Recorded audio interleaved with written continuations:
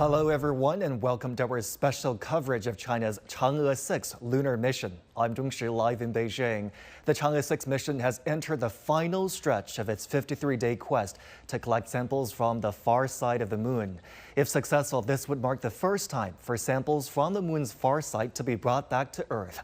Experts are hoping this milestone mission can reveal answers to the mysteries of the moon and the solar system's history. We'll follow the space probe's return live here on CGTN. Around 10 minutes ago, Chang'e-6's returner separated from the orbiter. The returner is expected to land in Sizhiwang Banner in North China's Inner Mongolia region soon. And for more analysis, joining me in the studio, Professor Yang Yuguang, Vice Chair of the International Astronautical Federation's Space Transportation Committee, and Xu Yansong, former Director of International Cooperation at the China National Space Administration. Welcome to our program, gentlemen.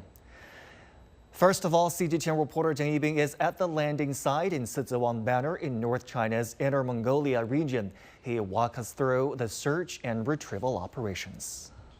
We are at the Sizhiwang Banner in Inner Mongolia Autonomous Region in China. So the search and retrieval mission for the return of the Chang'e lunar lander, the Chang'e lunar returner is underway, and the air and the ground team are in position, and everyone is waiting for the order for the next move. And I'm with the ground team, so take a look at the cars, vehicles behind me. We are at a location some 20 kilometers away from the expected landing spot of the Chang'e-6 re-entry capsule. And also the air detachment, they are closely watching and standing by for the next move. The Sizhiwang Banner landing site is like the Dongfeng landing site, located some 1,000 kilometers west of this area. Now, this landing site is not on the Gobi Desert, it is on the grassland, but it is also favorable for the soft landing of the spacecraft. The whole procedure of the search and retrieval work for the re-entry capsule of the Chang'e-6 is like the mission we witnessed almost 2 months ago at the Dongfeng landing site when the Shenzhou-17 manned spacecraft returned. So that means the air and ground facilities and detachments, they are mobilized, and the measurement and control system at the landing site is closely watching the traces of the re-entry capsule of the Chang'e-6 lunar probe. And also, we want to mention something else. Compared with the year 2020, in December that year, the Chang'e-5 mission. Well, compared with that mission, this time the ground team is upgraded and facilitated with the new and small search vehicle and a command car. They're linked with all the working systems at the landing site. And also back in the year 2020, when the Chang'e-5 mission was conducted, it was a dark, freezing cold, snowy night. So the mission at that time was at risk of losing the beacon transmitted from the re-entry capsule of Chang'e-5. Well, back here at the Chang'e-6 mission at the Sizhiwang Banner landing site. Well, this time, the weather here today is sunny. It may look sunny, but the weather may change instantly with the torrential rains and even the sandstorms. So this time, the brand new way of using both the beacon and the optical measurement and control system is being used for the success of this mission. So at here, everyone is waiting for the order to enter the targeted area. The Chang'e-6's mission to the moon and back lasted 53 days, and that's more than double the duration of its predecessor, Chang'e-5, in 2020. Now, here's a recap of the milestones in Chang'e-6's historic mission to retrieve mankind's first ever samples from the far side of the moon. 我们今天就是都满怀的这个心愿的送他走。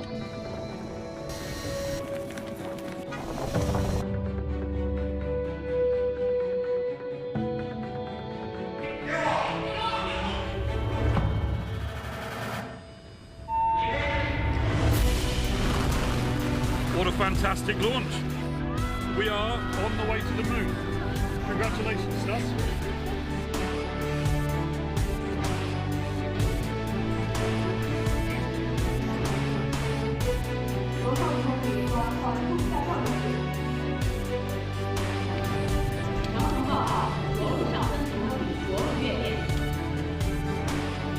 It's absolutely amazing.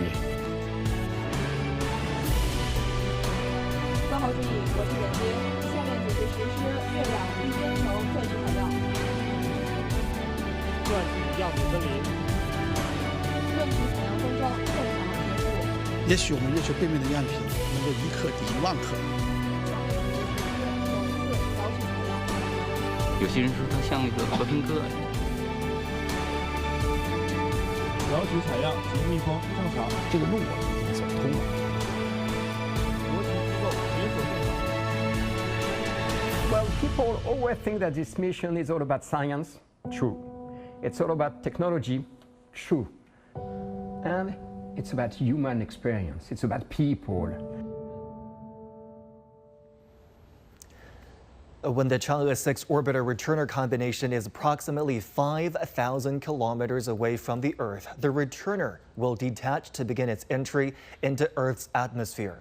The ground staff will then calculate its landing point based on the real-time data transmitted from the vehicle.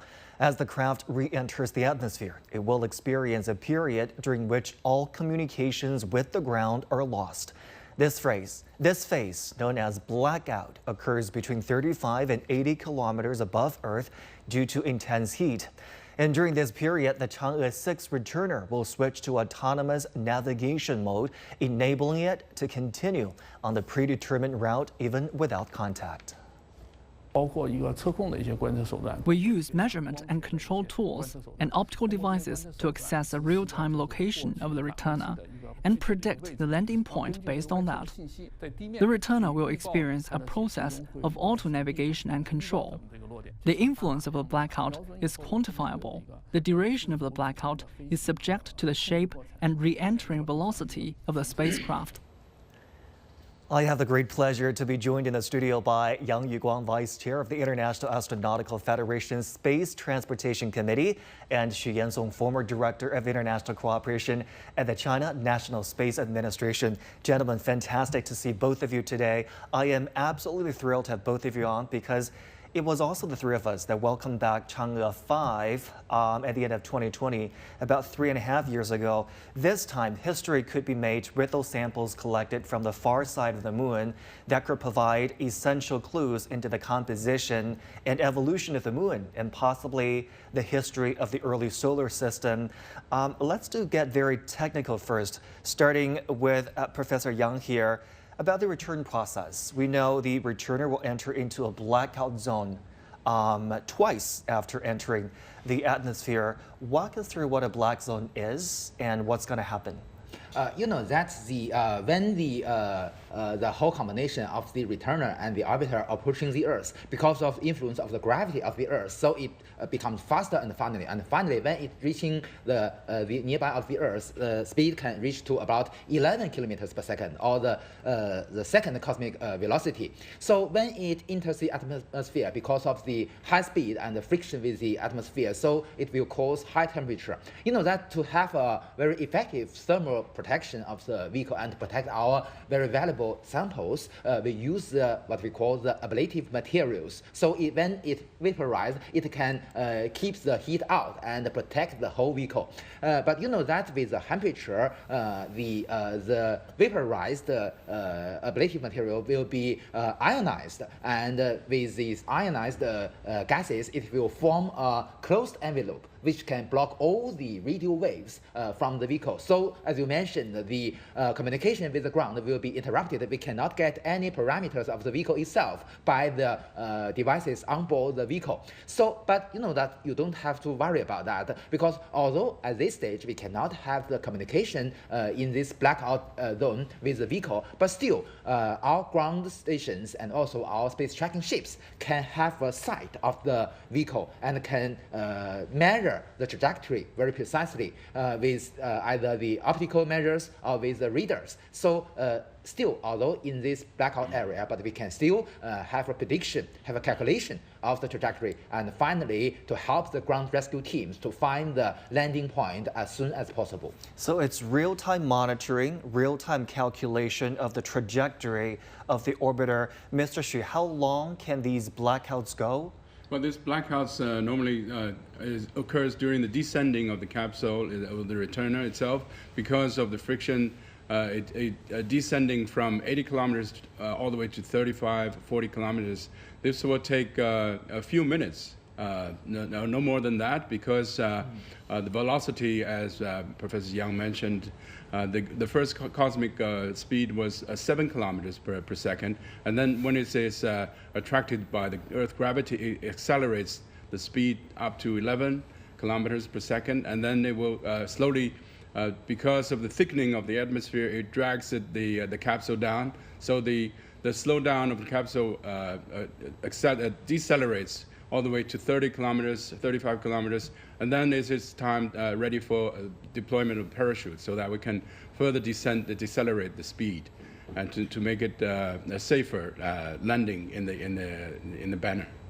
So the contents of the returner, the precious samples collected from the far side of the moon, have to withstand, first of all, high velocity and then very, very high temperatures. How do we make sure that they stay protected and intact inside the returner? You mentioned this a little bit just now. One thing proud me most is that the Apollo program with the 6 Apollo missions, they can sample back to the Earth more than 380 kilograms. But the difference or the different point of our Chang'e-5 and Chang'e-6 is that we get the sample with vacuum condition. The moon is in a vacuum condition, so we get the sample with the original environment of the moon. So this is very helpful for us, for the scientists, to separate the influence of the disturbance of the atmosphere of the Earth. So first things first, we must keep the tank of the samples, the container, in a vacuum condition. It is well sealed during the sampling phase, the end of the sampling phase, and also when it is transferred from the sender to the returner, it also with the second protection. So this is well protected, but obviously, as you mentioned, there will be a very, very crucial environment during the re-entry. One thing is the acceleration. You know that during a manned, for crewed spacecraft, usually in a normal case, we should not have a G-forces more than 4. But that this is an amended one. So the designed, or in a normal trajectory, the G-forces will up to 7. But that do not matter. And also, there will be very intensive vibration and also the heating we mentioned about. But although we already have a very perfect thermal protection system, so the container itself is still in room temperature. As I mentioned, with the vaporized the ablative materials, the heat will be brought away. So we don't need to worry about the temperature. And also, because of the mechanical design, we can also make it okay for the influence of the vibration. So everything will keep okay. And also, I should emphasize again that because of it is in vacuum condition, it is very helpful for our scientists to get the right results. All right, gentlemen, do stay with me here on our program. I'll be back with you in just a moment. The Beijing Aerospace Control Center has been monitoring the whole process of the landing. CGTN reporter Sun Ye has more there. The Chang'e-6 probe and the world's first lunar samples from the moon's far side is coming back soon. Now, here at the Beijing Control Center, you hear the commands issued time and again, but at the place where the professionals are staying, they've been quiet. This is the case for the last 50 days and more, too. For much of the time, this place is quiet. You only hear commands issued. That kind of speaks to how big and complex this mission is. Now, earlier we talked to the deputy chief for the Chang'e-6 mission, and he said this mission allows no mistakes and allows no missteps. And all the while, as Chang'e-6 is making groundbreaking history. Now, obviously, you also hear a bit of jostling around me. That's the media, obviously, because the Chang'e-6 mission is the world's first lunar sample retrieve mission, and that's front news today in China. But elsewhere in the world, people are watching too. Earlier, we also talked to the chairman for the French National Center of Space Studies, and he said he will be tuning in for the Chang'e-6 comeback simply because it's such a momentous mission. And over the last weeks, we've also talked to international scientists who are here in Beijing because the Chang'e-6 probe also carried multiple international payloads. That's including a Pakistan Cube satellite. And one of the Pakistani scientists have told us after that mission was declared accomplished, he said this mission is laying a firm ground for this generation of young people because moon and the deep space exploration for this generation is part and parcel of their life. This is their age of discovery. The international scientists we talked to also said every signal, every piece of information, of course, including the coming lunar samples, are so important. These are wonderful gifts from the moon that they will treasure in the weeks, in the months, in the years ahead. We heard so much from them, but I still want to share one more quote with you coming from a French scientist. His instrument is the first instrument from France to land on the moon since 1970. And he said it's wonderful, it's simply exciting to be working on the world's first lunar sample retrieve mission on the lunar far side. But it's just as exciting and wonderful to be working with people from the far side of the Earth. And that excitement and the gift from the moon is coming back soon. Sun Ye, CGTN, Beijing. Scientists say the samples obtained by China's probe includes material from beneath the lunar surface, further boosting man's understanding of the moon's two different sides and its relationship to Earth.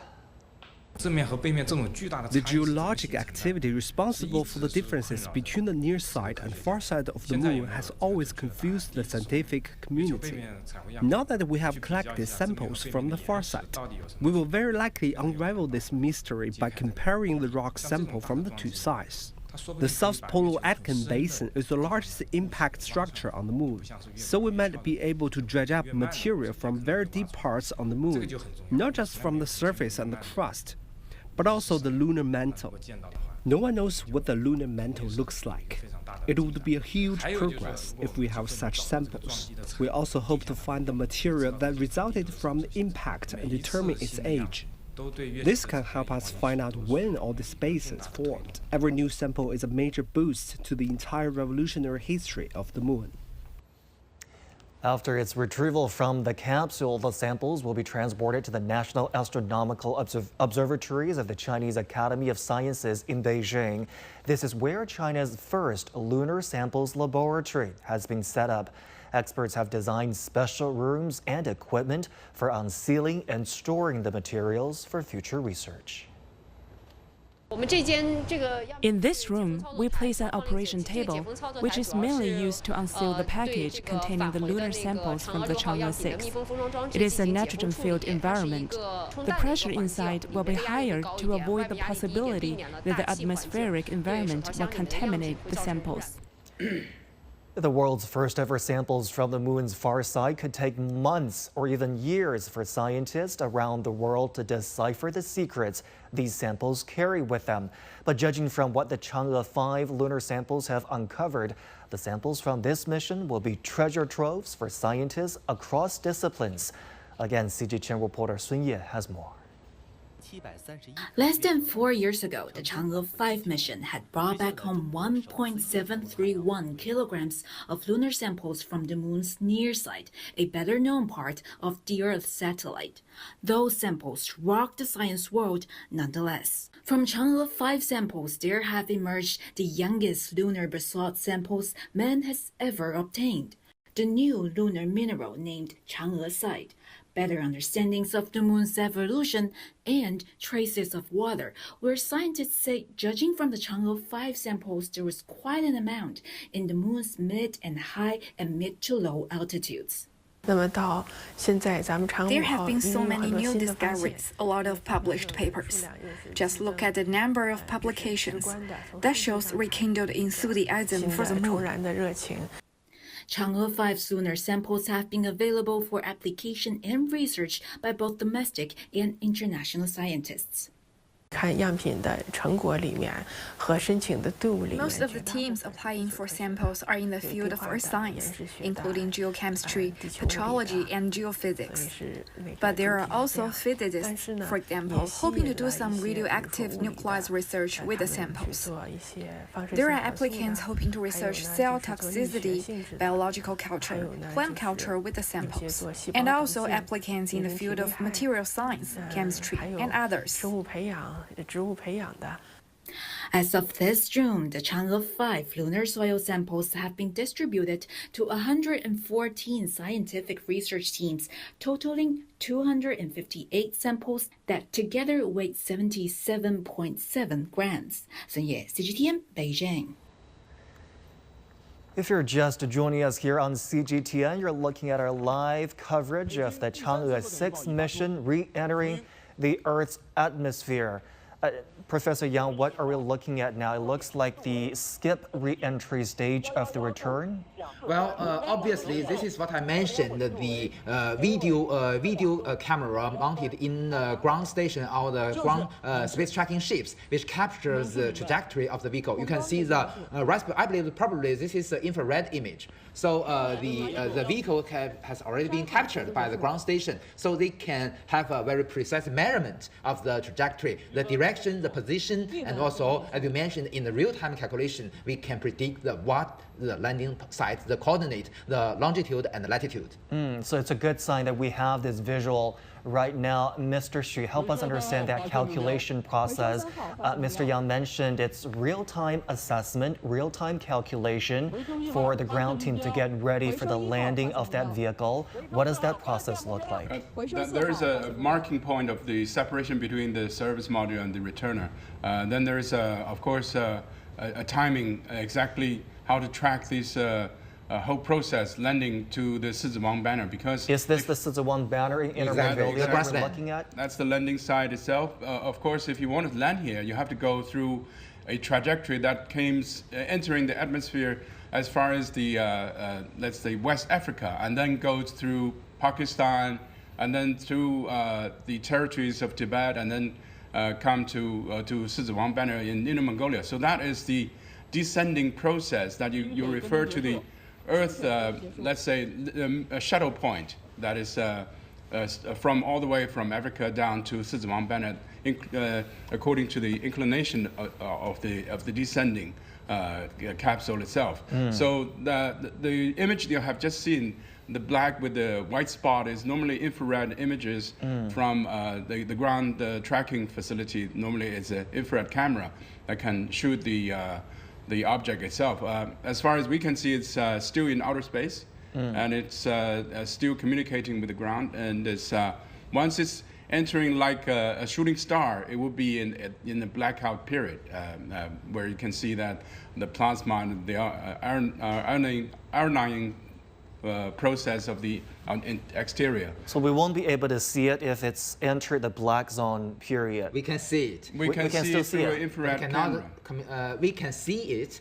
We can targeting it and also tracking it, but we cannot have the communication with it because the recovery one has already found it. Okay. So just several minutes when we first time see this video, we heard that the recovery one has already captured the. I believe that it is already in the territory of China. Because usually, you know, that we have many live coverage of the return of the Shenzhou spaceship before, just in this studio, and usually the recovery one and the recovery two are the readers to receive the signal.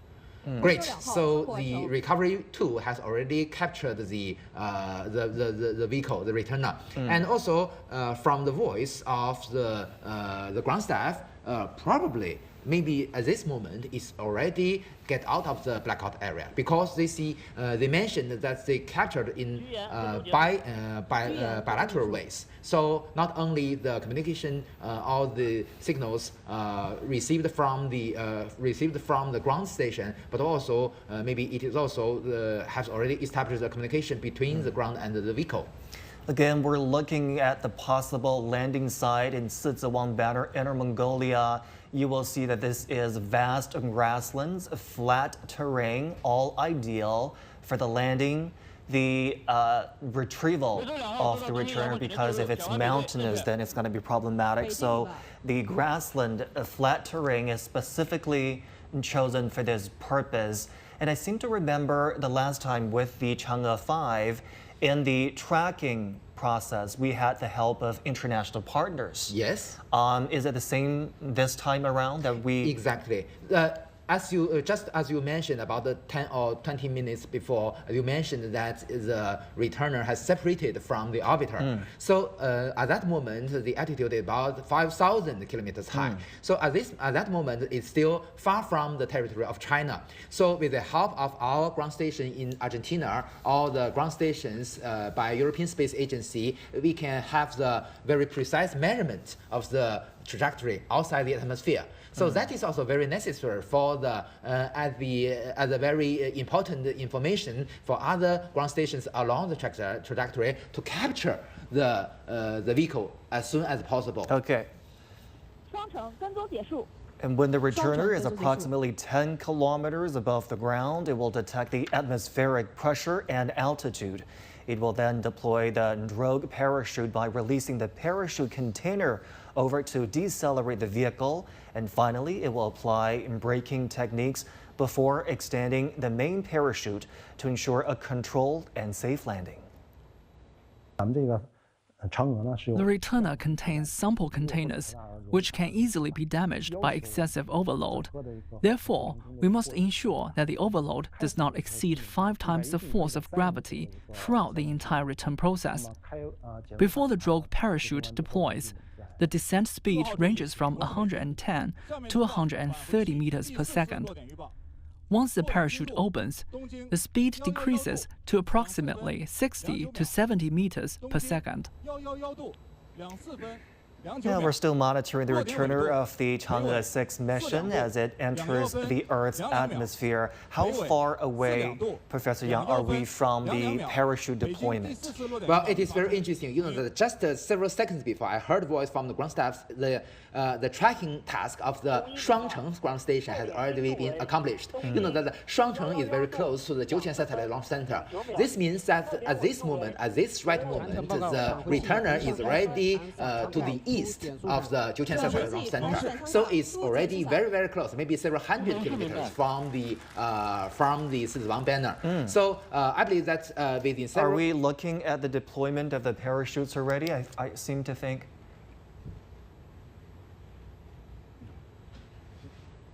Yeah, it does seem... We can just see the light beacon.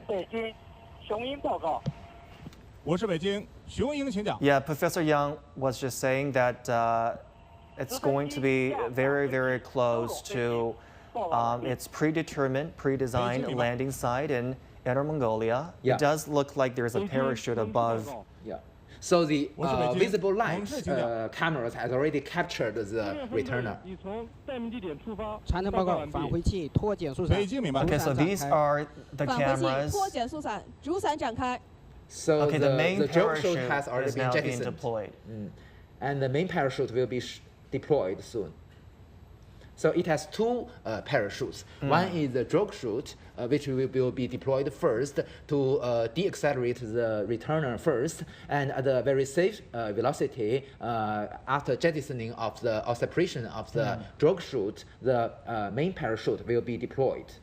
And it's a stark contrast to what we witnessed with the Chang'e-5 mission, because it was midnight back then, and this is broad daylight. We're able to get a very good visual of the returner as well as the parachute. The parachute is always in bright colors, so people can spot that very easily. But the last time with the Chang'e-5 mission, we had to use a lot of infrared images It was a bright spot in pitch dark night, and this time it's much easier to spot both the returner and the parachute. But if you remember, Zhongshi, that time when the capsule landed, there was some kind of rodent that was roaming around. It was like a small mouse or rabbit that showed up in the camera.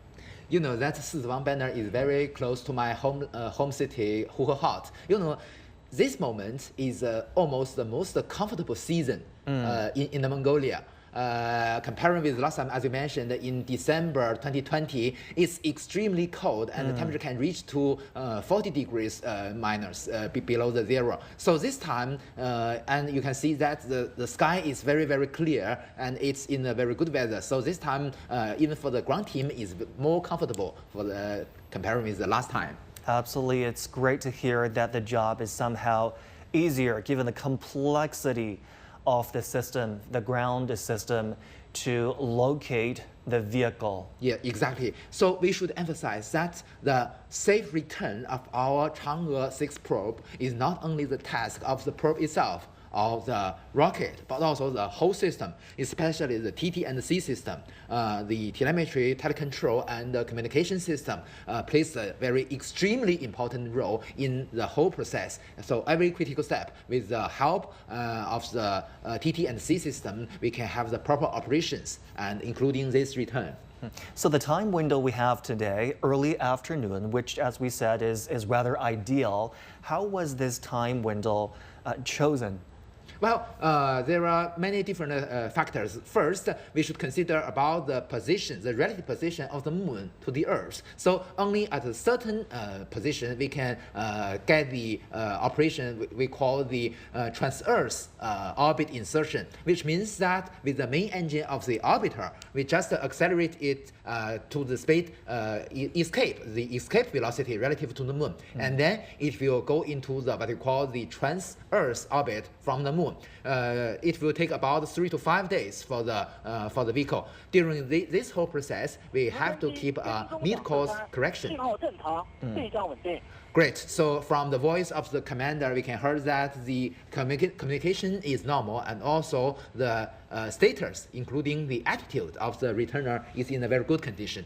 So we just saw the cameras mounted on the convoys, right? Part of the ground team. Probably this is way. Yes. This is a video from mounted on the ground vehicle or on the helicopter. Okay. I think there are a number of predictions. We just heard that there's number 4, fourth time prediction that they will be more precise. Of course, it goes along with the trajectory, with the wind, with the deployment of the parachute and the carry of the wind to the landing site. So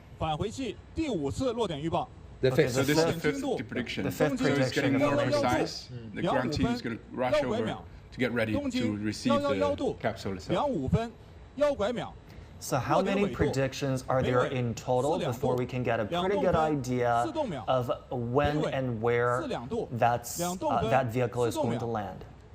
So we've already seen the 5th one. This is the 5th one. So you know that at this moment, because of the parachute has already been deployed, so the control system of the returner does not work at this moment. So what we consider about is the wind. We must have a very precise measurement with readers and other ground facilities to measure the wind speed, and with this help we can have a more precise prediction. Maybe we will have another prediction, and also the Beijing Flight Control Center will announce the final prediction, and also the ground staff and the helicopter will go to the final prediction point. So there's a calculation from trajectory to the meteorologies. So right now it's just a carry of the wind that determines the final spot. Of course, it's already descended within a few kilometers above the Earth. So I think it's quite precise at this moment, the 5th prediction, and it won't be too far to gather this because you have visual all the time, so it won't be lost.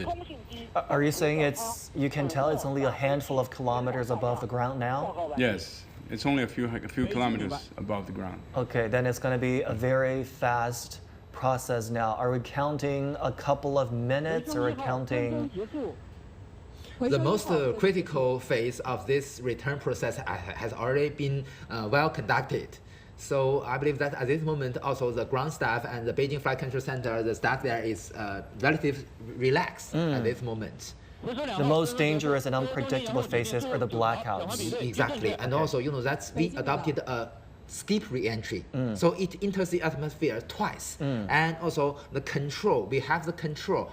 We adopted a semi-ballistic or a semi-lift return process. So it is a controlled vehicle. We also have the propulsion system on board the returner to control the attitude and then control the direction of its lift forces to adjust its trajectory towards the predicted or the designed landing point. But that this. For what I mentioned, this procedure is all depend on the vehicle itself. We can do the ground cannot do anything if anything wrong happened. So what we can do is to just predict if there are any deviation from the theoretical landing point and the real one. But that this moment, obviously, the ground staff, the ground station work very properly. We're now able to get a closer and better look of the return capsule and the parachute with the bright stripes. Mr. Xu said it's just a couple of kilometers above the ground now, so we should expect a landing relatively soon. We're watching and monitoring the whole process for you right here on CGTN. Make sure you stay with us as we bring every step of the return process of Chang'e-6 to you. Again, you're looking at the Sizewang banner in Inner Mongolia. It was also the location for the return of the Chang'e-5 mission at the end of 2020.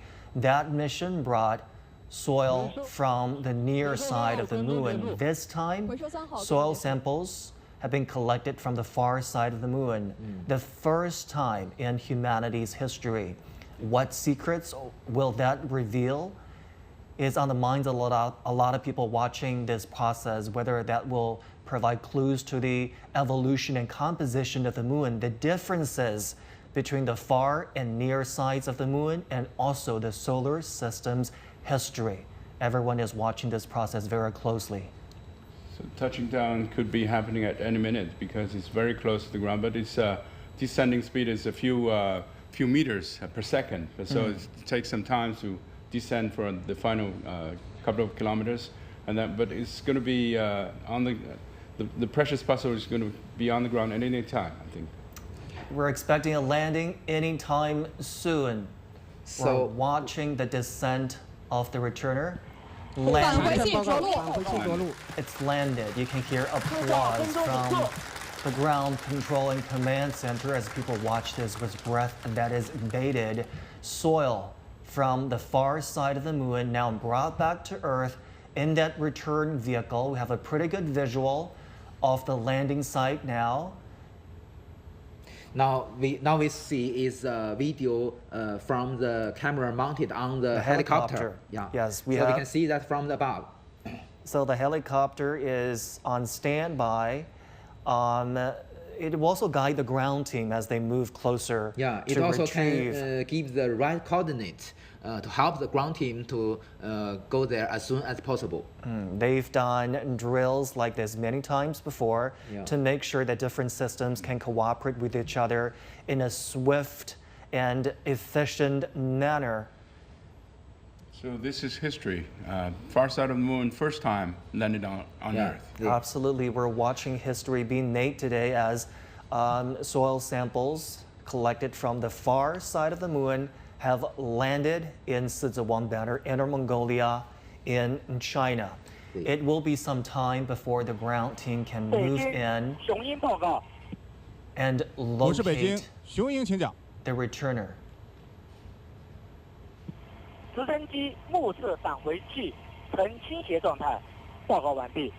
So it's reporting that the helicopter is watching the return vehicle, and it's not exactly upright. It's in an incline, yeah. Yes. Does that matter? Is that a good sign? It doesn't Is that matter. It doesn't. Okay? Yeah. Because you know that this is a manned re-entry capsule, so it's not so complex comparing with the return of the Shenzhou spaceship. Absolutely. So we don't have so many steps. We can still remember that during the return of the Shenzhou spaceship, we have the jettisoning of the heating shield, and also we have a retro rocket to slow down the vehicle. But you know, for this, it can afford the impact. 我是北京雄鹰，请讲。 Okay, we just heard from the helicopter that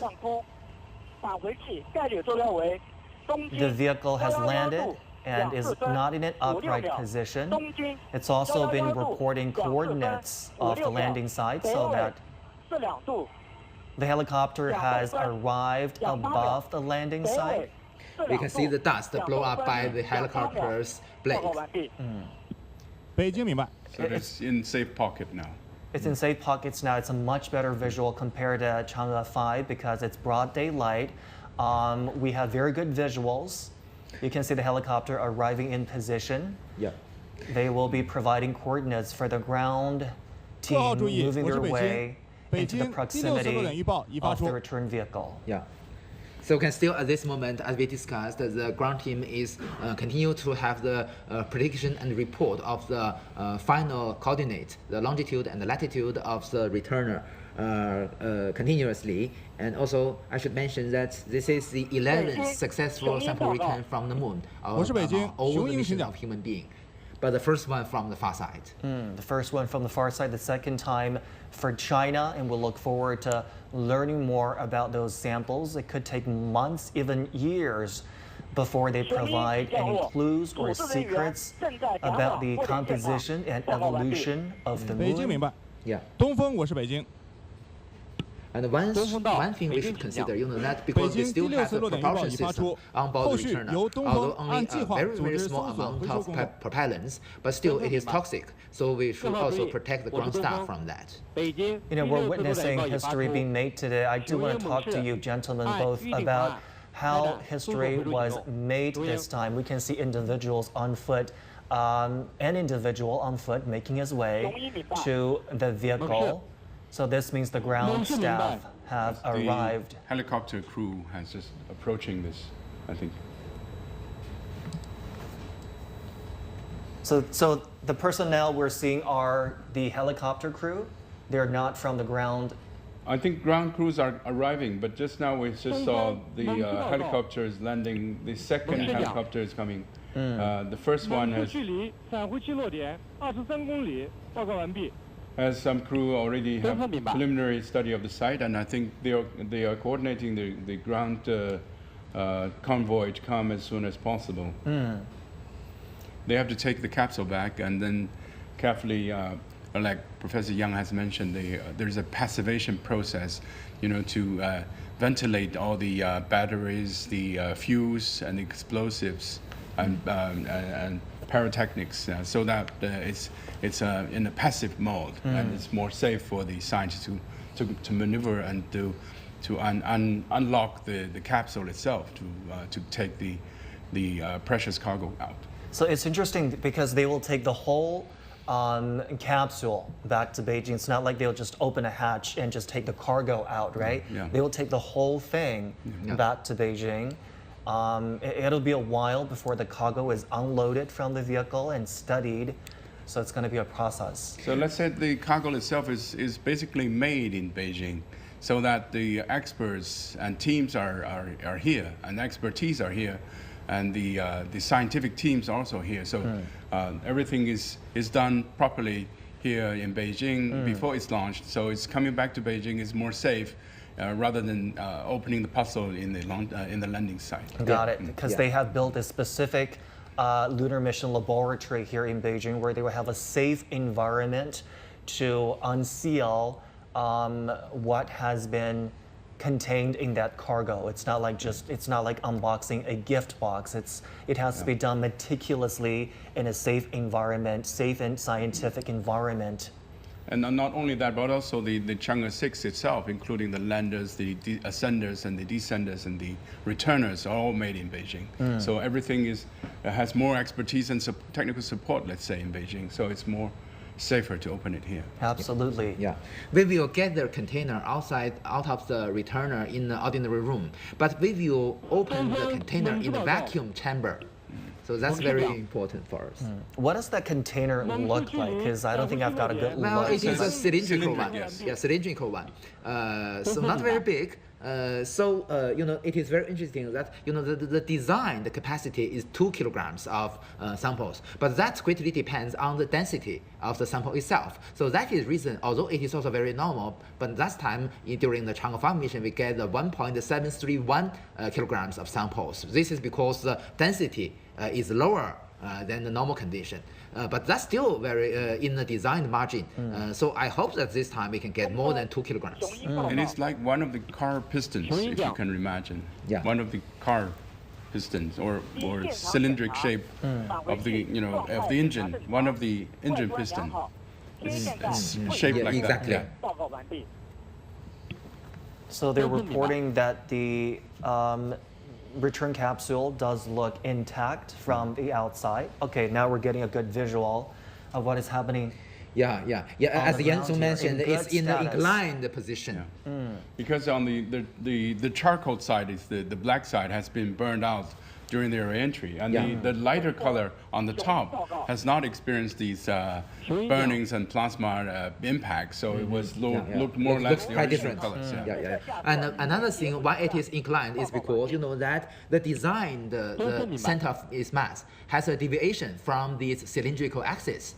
This is to have control, to have attack of angle during the re-entry to make it possible for the controlled changing the direction of the lift. So this is a good color because you can see only one side is burned. If it's completely burned, it means it has been tumbling in the atmosphere, which is not in a controlled descending process. What Yansu mentioned is a ballistic re-entry.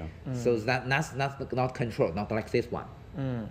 Probably why we've been hearing good status, judging by just the surface and the outside of the return capsule.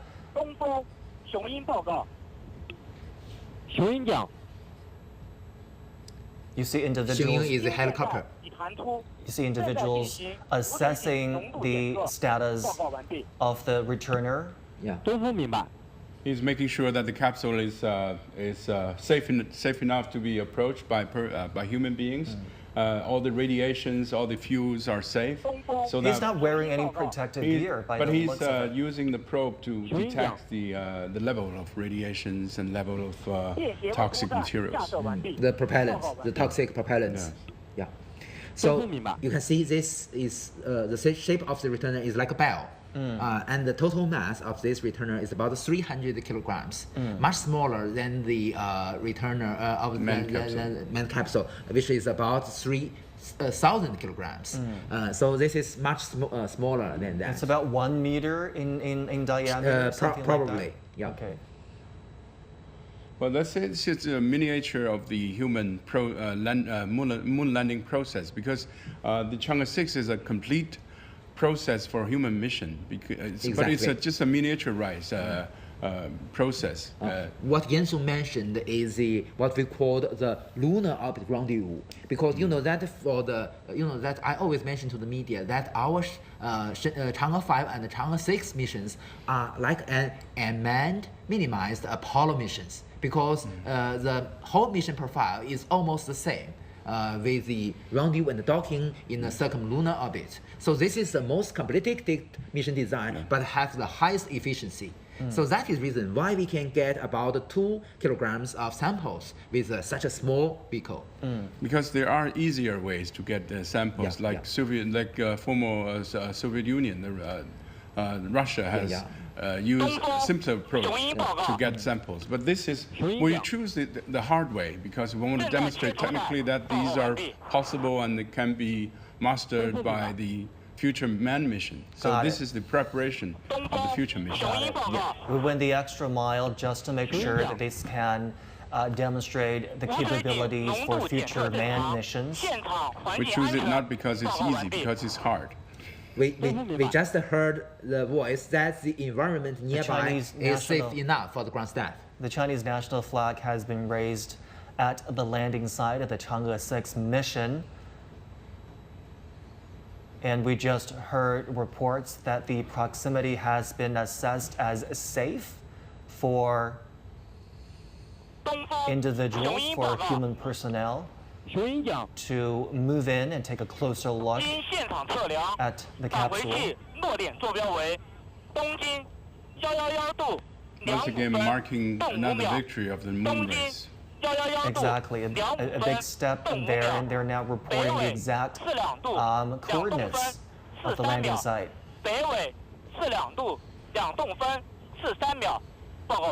Well, this is the final report of the concrete coordinates of the returner. This is not a prediction. 落点现场测量完毕，落点经度为东经111度。 So they're reporting that the measurement has been completed at the landing site, and they're just giving the specific coordinates of. But this coordinate is not only for this single time, but it's also for calculation of future missions. Either it's manned or unmanned missions. These are important data and parameters to calculate future prediction sites. So what Gensu mentioned, that this is the third time for China, not the second time return from the second cosmic velocity. Because that just before the Chang'e 5 mission, we have a mission called the Chang'e 5 T1. So with that mission, we test the technologies necessary for the return of a spacecraft with speed more than 11 kilometers per second. 根据北京实时数据监视判断及着陆场报告，嫦娥6号返回器已正常返回预定着陆区域。下面请嫦娥6号任务总指挥部总指挥长张克俭同志宣布任务结果。 Mr. Zhang Hejian is the administrator of CNSA. It's my boss. Yeah. We'll be hearing a statement from the director of the China National Space Administration on the Chang'e-6 mission. The ground staff just said that the landing has been completed. We'll take a listen to what the director will be saying.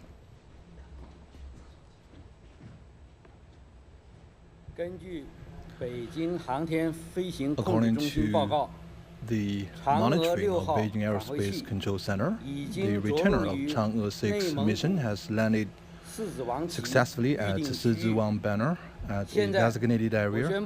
Now I would like to announce that the Chang'e-6 lunar mission has achieved a complete success. And this just in, the Chang'e-6 return module has successfully touched down in North China's Inner Mongolia region. The announcement you heard just now was made by Zhang Kejian, director of the China National Space Administration. This is mankind's first ever mission to collect samples from the far side of the moon. It has been announced a success. And even as the Chang'e-6 mission comes to a close, its powerful aid, the relay satellite Chang'e-2, will continue to work for at least 8 years. It has been tasked with new goals related to China's lunar exploration. 那么我们在26年前后 We plan to launch the Chang'e-7 mission around 2026. It will land on the south pole of the moon's near side. This mission will still require the Chang'e-2 relay satellite for relay communication. In phase 4 of lunar exploration, there's also the Chang'e-8 mission scheduled for around 2028. It will also land on the moon's south pole and will again require the Chang'e-2 relay satellite. So the Chang'e-2 is a master switch for the 4 missions in phase 4 lunar exploration, and it needs to work for at least 8 years. Regarding the research objective of the transparent moon, To put it in a simple way, we know a lot about the lunar surface. We have high-resolution cameras, spectrometers for that, but we don't know enough about the inside of the moon. We hope to use multi-physical field probes to help us understand the interior of the moon. For example, what are the materials inside? How are they distributed? And what are the characteristics of those materials? After the Chang'e-6 probe completed its sampling, the flag of the People's Republic of China was unfurled on the moon's far side on June the 4th. The flag was made with an advanced basalt fusion technology, which gives the material stronger resistance against erosion, as well as extremely high and low temperatures. Scientist Chang'e tells us how the material used to make China's flag on the moon will be used in future missions. The basalt stone came from Wei County, Hebei Province.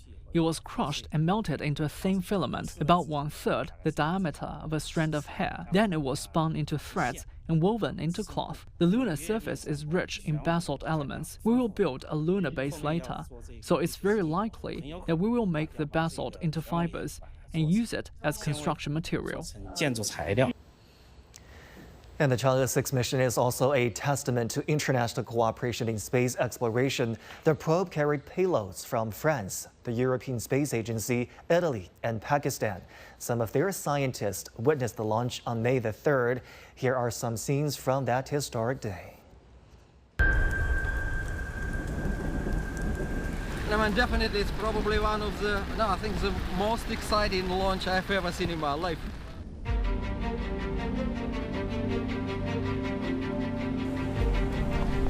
I'm pretty sure it will be all right, yes.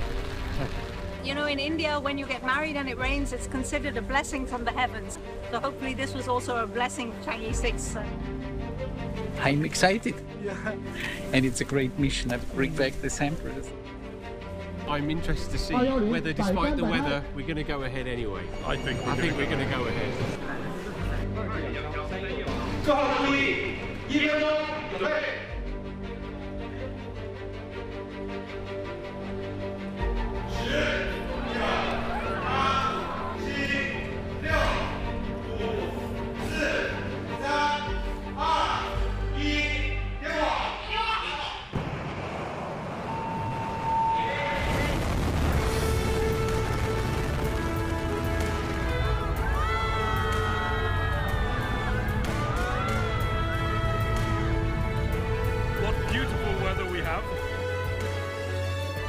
We can see the rocket go, we can hear the rocket go, we're close enough to feel the rocket go. What a fantastic launch. We are on the way to the moon. Congratulations, Stas.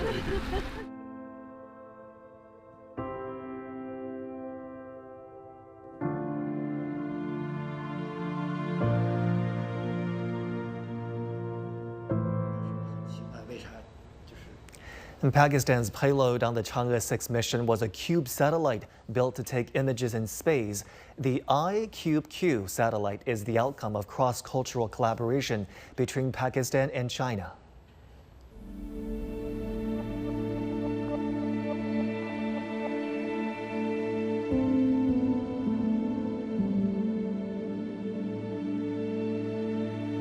I think it all started from my childhood. How can we explore the moon and how can we get through the surface of the moon?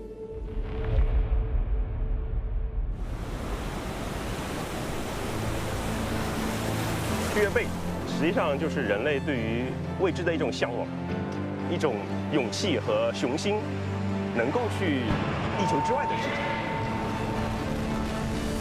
Two countries collaborate with each other.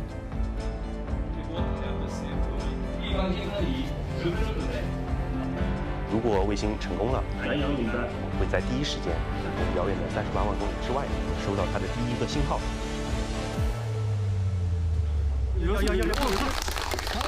南洋报告，预防星遥测接收正常。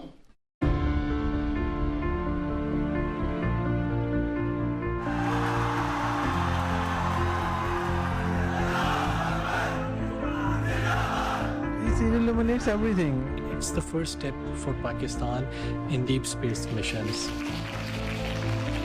我们在做的事情叫仰望星空，但是脚踏实地。当夜晚明月高高挂起，你就知道，就在那个地方遥望着我们，我们也在遥望着它。 Chinese President Xi Jinping has welcomed the success of the Chang'e-6 mission. President Xi has also extended his congratulations and greetings to all who participated in the realization of this milestone in China's lunar exploration. The Chang'e-6 lunar probe has just landed at Sizhiwang Banner in the Inner Mongolia region. The Chang'e-6 probe carried a French scientific payload. The chairman of the French National Center for Space Studies, Philippe Baptiste, told CGTN Sun Ye what he is looking forward to in this mission. There was a French instrument on board of Chang'e-6, Dorn. We were very happy. I mean, last time France was on the moon with an active instrument was in 1970. So I mean, it was quite some time ago. So it was a very nice comeback. So we were very happy to come back on the dark face of the moon. And again, everything went pretty fine, and the data is gathered right now. For the next few months, weeks, and it will take a bit of time to get all the data, and we really look forward to that. We talked about astrophysics and lunar missions. Are these particularly important areas that need space cooperation? I think that if you have a look to the missions we run in France, I mean, I would say that 99% of our mission, of our scientific mission, are joint missions with other countries. Why? For a very simple reason. First, I mean, space is very expensive, so we are happy to share. Second, it's a very risky business. I mean, sometimes you launch a mission and it does not work, so we are also happy to share the risks. But on top of that, I mean, we are also very excited to have good partners on board, because when you bring competencies from all over the world on a given scientific mission, then of course it's more likely to be successful. So it's really cooperation in space is really key. This is true for France. I think it's true for most of the countries worldwide.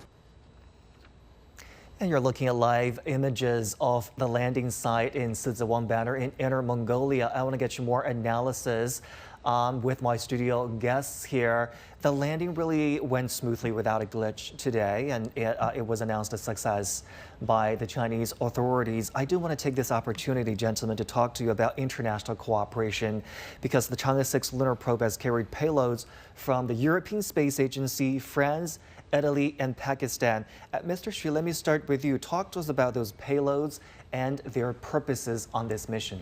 Well, you can see that with the successful completion of the Chang'e-6 mission, that marks the what we call it 3 steps of lunar exploration process: observations, landing, and sample return missions. And based on these 3 steps, there are redundancies of each mission. The Chang'e-4 is a redundancy of Chang'e-3, and Chang'e-6 is redundancy of Chang'e-5, which is also sample return missions. And once the basic mission are complete, the secondary missions are open for international collaborations. This is reflected by the extensive international collaboration of Chang'e-4 and Chang'e-6. The Chang'e-6 has 4 international payloads on board. The French what we call radon detectors to detect the elements, the lunar volatiles of lunar surface. And also the European Space Agency has a payload on board to detect the RNAs and the plasma reactions, in particular the cosmic radiations and solar impacts to the lunar surface and its impact on the plasma itself. And there is also a piggyback payload from Pakistan on the IQBQ, which is a CubeSat mission that is... Mr. Xu, I'm sorry to interrupt you. Let's get an update from our reporter Sun Ye, who is live at the Beijing Aerospace Control Center. Sun Ye, I believe it's a big sigh of relief for everyone there. How are things at the control center right now? Indeed, Zhongshi celebration has erupted here at the Beijing Control Center. I think you have heard it too. Chinese President Xi Jinping has sent a congratulatory letter to all the people involved in China's lunar exploration program. And you hear it, people are trying to take pictures. They are, enjoying the hard-won and hard-earned celebration they need so much right now after this epic 53 journey of the world's very first lunar far-side sample retrieve mission. We want to get in there, so I'll just quickly update you with what is going to happen afterwards. So the return capsule, after it's checked up, it will be transported to Beijing by air, and according to China's Space Administration, there will be a handover ceremony in the coming days where the samples from the far side of the moon, as well as other things on board Chang'e-6, will be transferred to the ground application system. And at the ground application system, that's the place where the lunar far side samples will be stored, will be researched, will be analyzed. So we have a lot of things to look forward to after today too. But first, we are trying to get into that celebration downstairs. We'll be sending you back with those footages later. Zhongshi. All right, it calls for celebration, a moment like this. Absolutely. Sonia, we appreciate your reporting today. Thank you so much. And let's get back to my studio guests here. Professor Yang, Mr. Xu was talking about the international collaboration that were critical elements of this mission, made it even more successful. Let me get your take also on just how important some of this collaboration with other countries with the same space aspirations are. You know that China is now a big country in space field, and our purpose is to have to become an advanced country in space field. For becoming an advanced country in space field, we have different benchmarks, we have different criteria. For instance, I believe, personally speaking, I think this time the sample return from the far side of the moon is a very, very important milestone for us to become an advanced country in the aspect of lunar exploration. But also, you know that for us, we always recognize, according to the white paper of China's space activities, we always recognize the international cooperation as a very, very important criteria to become an advanced country. So you can see that from the beginning of our manned space program and also our lunar exploration programs, we always have the very close cooperation with other countries. For instance, for the TT and C, as I mentioned, the TT and C, all the support from the ground stations are very, very important. Especially for the lunar exploration. You know that we have ground stations in Kashi, in Jiamusi, in Sanya, in our China's territory.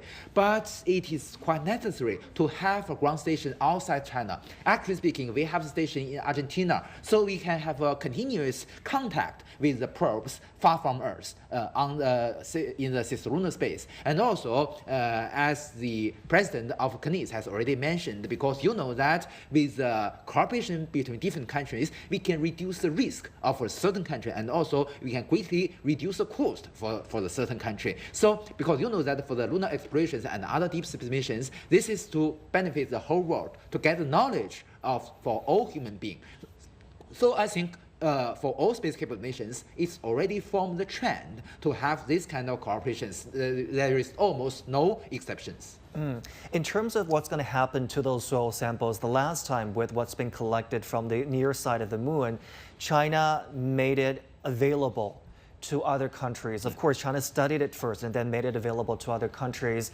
Mr. Xu, is it the same this time? Yes, I think, well, I just mentioned there's a couple more payloads on board the mission also from Italy and also from Pakistan. And also we understand that the sample returned is going to be shared, as you have just mentioned. This mission is completed with also a data relay satellite, which is also going to be made available to international communities if you want to research and send missions to the far side of the moon, because communication speed has been radically increased with the new relay satellite, even though the old relay satellite is still functioning. And then the samples, once collected, will be analyzed, will be categorized, and we'll have what we call a sample sharing policy. And that policy has been pushed out based on the Chang'e-5 mission. More than 1,000 institutes have applied for the data for the samples to study. Of course, the sample has to be kept in intact conditions, and then after you complete your study, you have to return it back to the lunar office.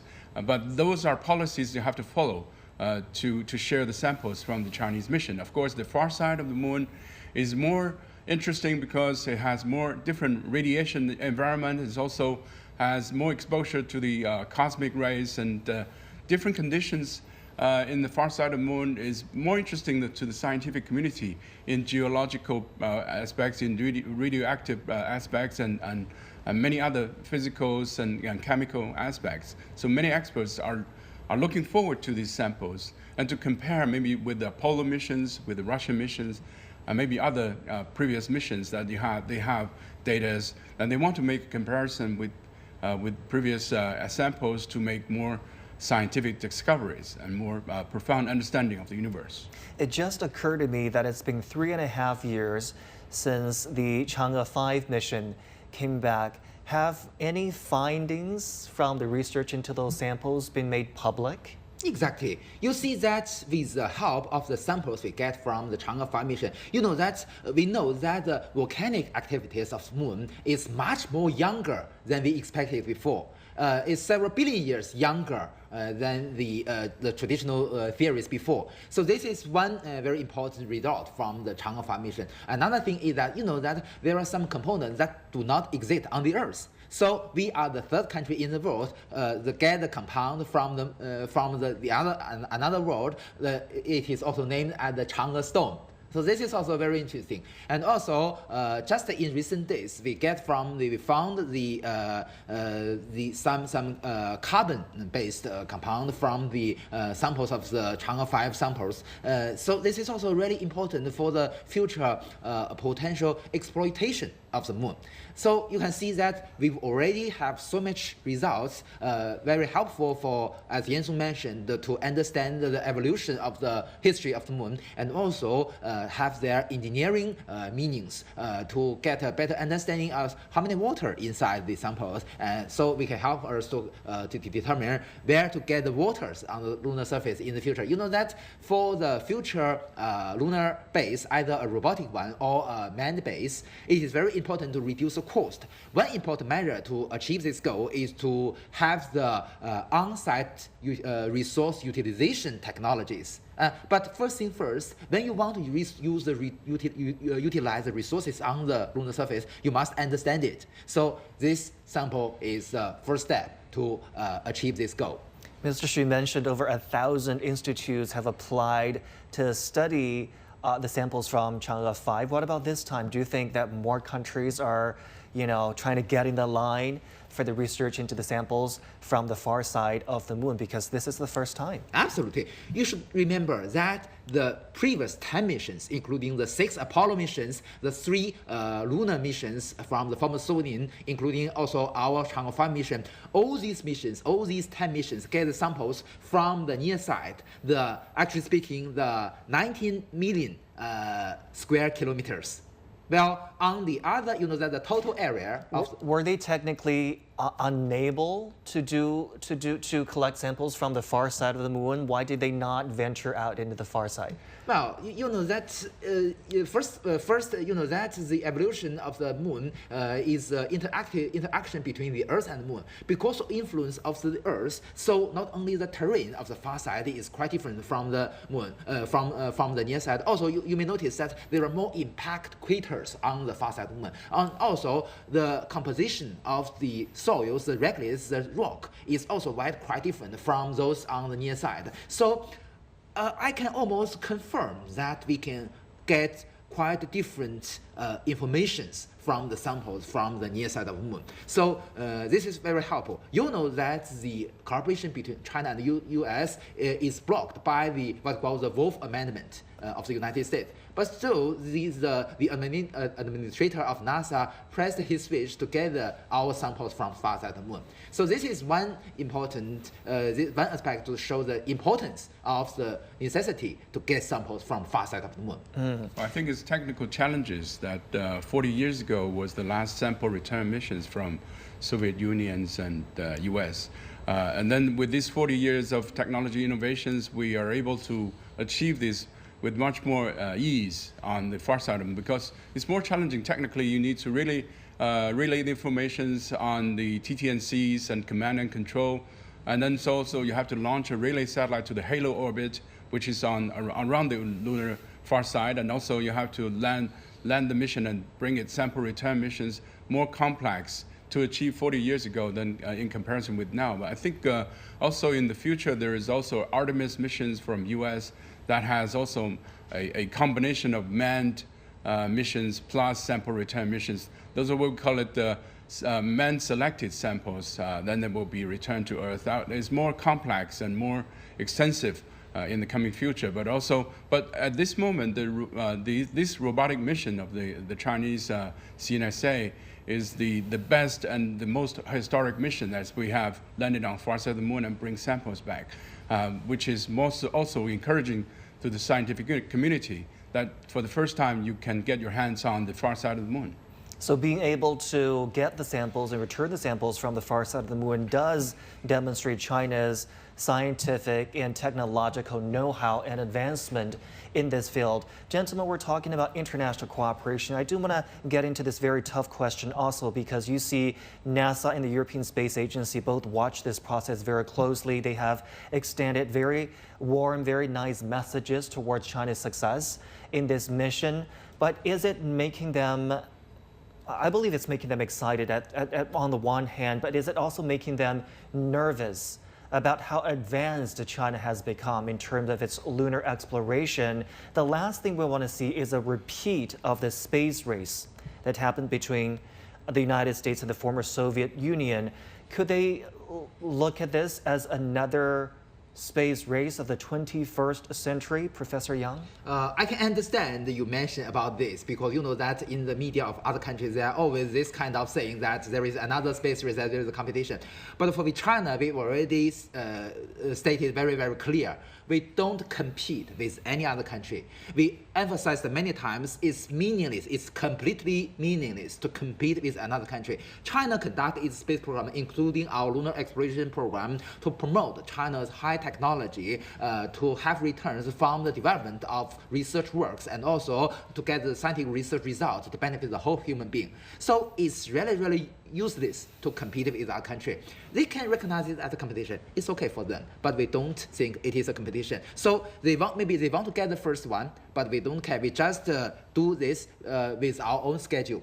So I don't think, at least from our China side, we don't have any competition, and we will not compete with another country. So we don't think this is a space race, whatever they think about. So, but on the other hand, you see that they worry about this. They think this is a threat, but you should be aware that the technologies, we can understand that that the space industry comes from the beginning of the Second World War. So it has a dual use, it has a bilateral use. But you see today the lunar explorations, especially this kind of scientific research, the space exploration programs is completely civil program for the completely scientific research purposes. You can see one thing is important.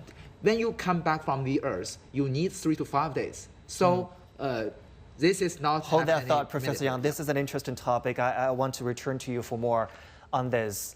And President Xi Jinping has welcomed the success of the Chang'e-6 mission. He also extended his congratulations and greetings to all who participated in the realization of this milestone in China's lunar exploration. President Xi pointed out that the Chang'e-6 mission marks the first time in the world for samples from the far side of the moon to be brought back to Earth. He also urged researchers to continue studying the lunar samples. He encouraged the implementation of major space projects, including deep space exploration and the strengthening of international exchanges and cooperation to make new achievements for the enhancement of the well-being of mankind. The latest message from the Chinese president, who obviously has congratulated the team on pulling this off. Mr. Xi, let me also get your take on the topic we were discussing just now. How do you think the rest of the world will view China's advancement in its lunar exploration program, despite China's efforts, and I should mention repeated efforts, to vow to make this as international as possible? Well, I think the Chinese mission, as Professor Yang mentioned, we have our own schedules. I think the roadmap has been very clearly paved out. We now have 3 steps I have mentioned. The sample return marking the end of the first 3 steps, which is explorations. And then next step will be what we call a scientific base establishment. And this will be involving also further robotic missions to study the in situ resource and to establish the communications and powers for future infrastructures. And then we will understand the lunar Earth itself for the characters, so that we can have 3D printings for future inhabitants using the lunar Earth and using the in situ resource and lunar volatiles to prepare for future missions. And also we know that we have also a manned mission planned by 2030. And that is also taking concrete steps. We just seen a couple of weeks ago, the engine for the mission has been tested and with great success. And we are expecting the rockets to be completed very soon to test the new capsules. And then we do have our own process. And then future we will have robotic missions and the space labs merging with the manned missions, so that we can have extensive and longer duration of stay on the lunar surface. This is, of course, the Chinese steps and rhythms and tempos to study the moon. And we don't try to compete with any countries. We do have our own rhythms to work on the lunar explorations based on the national powers and the economic conditions.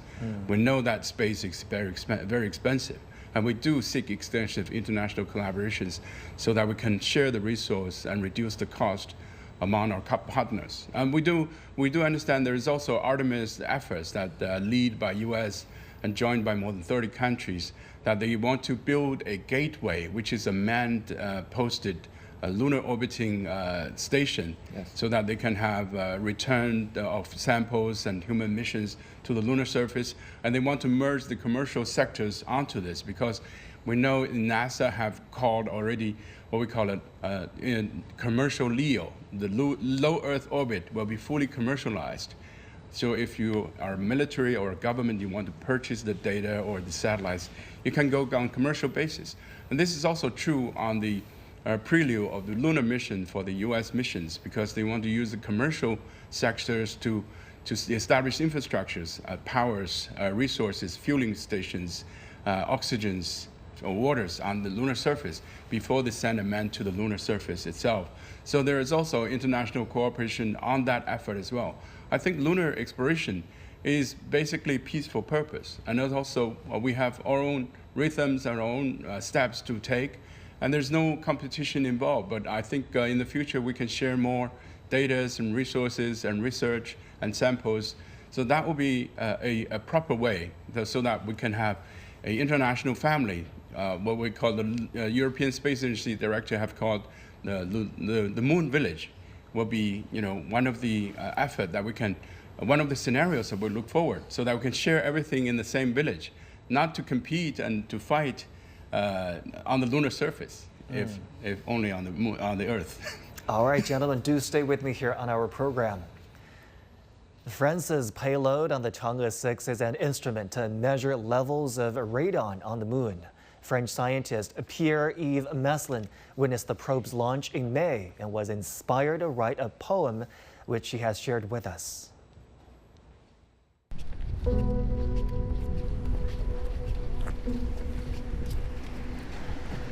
I think it's really the beauty of the Earth attracting me to other planets.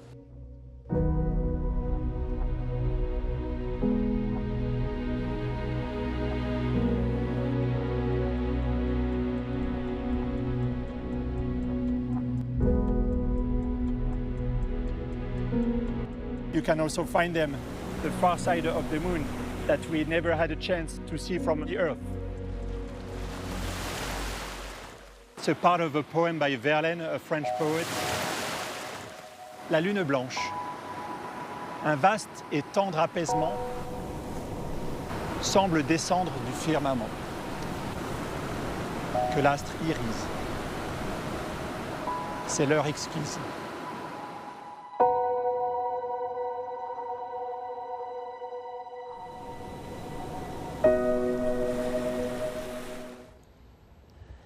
And let's pick up our conversation with my studio guests here. Professor Yang, I'm very interested in the dual purposes you mentioned in past space programs after World War II. Now, of course, military use is a far-fetching concept here, but what about civilian use? What can be harnessed from the success of the Chang'e missions, both 5 and 6, into more tangible civilian use for now? Well, you know that we already discussed because the space technology comes from the World War II, actually speaking from the V2 rocket made by von Braun's team. But you know that after half a century of development, many technology we developed has already been purely civil use. For instance, in the early age, the missiles use a propellant system very similar to the launch vehicles. But you know that's usually that's the hypergolic propulsion system, which means that it's stored in the room temperature and can work in room temperature. But today, for the high efficiency, most launch vehicles use a cryogenic propulsion system, which must be kept in a very extreme low temperature, like our Long March 5. So this obviously they do not have any military usage. And also, as we already discussed, you know, our Chang'e 5 and 3 return from the moon to take about 3 to 5 days. So that's a very long period that do not have any military applications. So that's obviously for purely civil use. So you see today, what you ask is very important. We should understand that most of the benefit from this kind of lunar exploration programs comes from the transfer of technologies we developed during these kind of programs. But this transfer usually is a very long period. Most of them are indirect ones. So that's very, very important for you know that I am a technician in space field. I always think it is my duty, my responsibility to tell the public about why it is very long, why it is so complicated, and we should be patient about the transfer of these technologies. So today, everything for our daily life cannot live without the space technology. We have so many examples, but most are indirect ones. Professor Yang, Mr. Xu, it's been a pleasure having you on our special coverage today. Thank you so much for your expertise and analysis. We appreciate it. And with that, we come to the end of our special coverage on the Chang'e-6 mission. Before we go, let's take a look at some highlights of Chang'e-6's journey home. 逗号注意，轨返分离。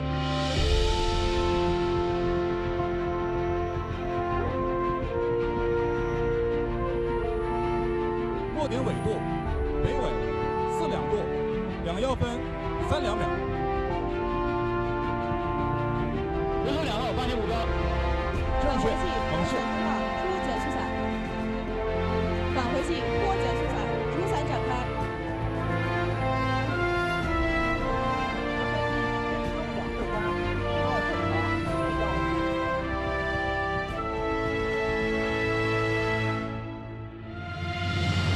返回器着陆。